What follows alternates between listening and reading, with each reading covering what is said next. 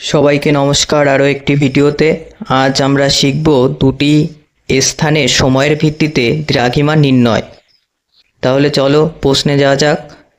গ্রিনিচের সময় যখন সকাল 6টা, তখন কলকাতার স্থানীয় সময় 11:54। কলকাতার দ্রাঘিমা কত?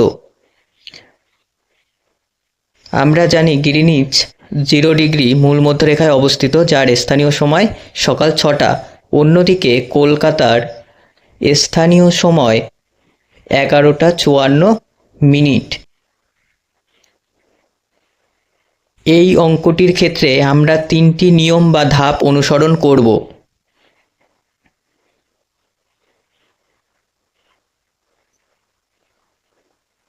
প্রথম ধাপ সময় দুটির ব্যবধান নির্ণয়।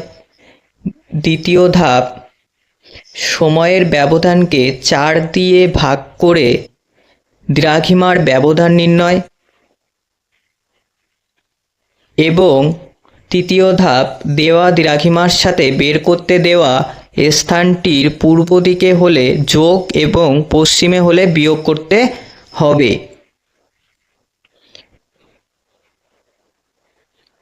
তাহলে চলো অঙ্ক শুরু করি।